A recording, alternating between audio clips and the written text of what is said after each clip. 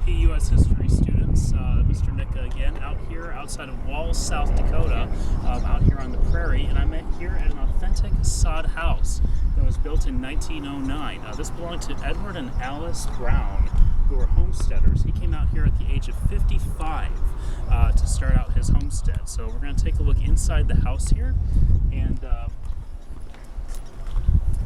coming on inside, you can see that it's pretty dark in here. There are only two windows. There's one here at the front, and then one here, tiny one off to the side.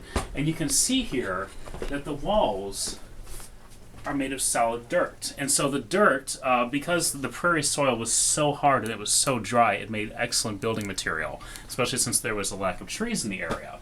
And so, but other than the fact that you have, dirt walls and dirt floors down at the bottom, it looks like a pretty typical home with a lot of creature comforts. You've got a stove here, here's wood for burning fires, here's a drawer with potatoes and bread and things, and a nicely set table as well. The pioneers out here wanted to still have some of the creature comforts of home, even out here on the frontier, and they did the best they could. It wasn't easy, but they did the best they could. Now the floor here, the floors were made of packed down dirt or clay, usually mixed with salt to make it solid.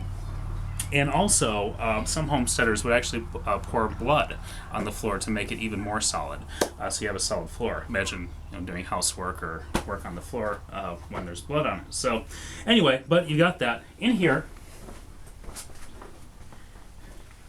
you can see this was Alice and Edward's bedroom, and again, it's well fitted with, you've got a bed frame here, the wooden, you have partially wooden walls here with a very small window, and really not a lot of natural light.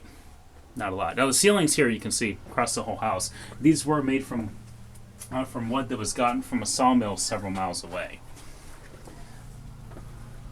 As we pan out to show you the different furniture.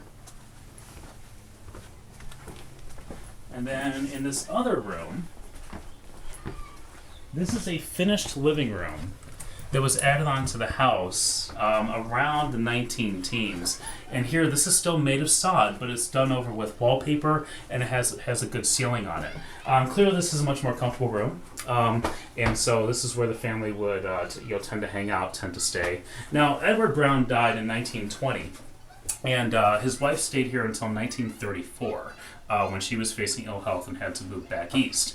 But every homesteader here had to file a landing claim with the federal government for $18, and then you had to do what was called proving up the land for 5 years before you could get the land on your own. Until then, it was still the federal government's. And if you come on back out here,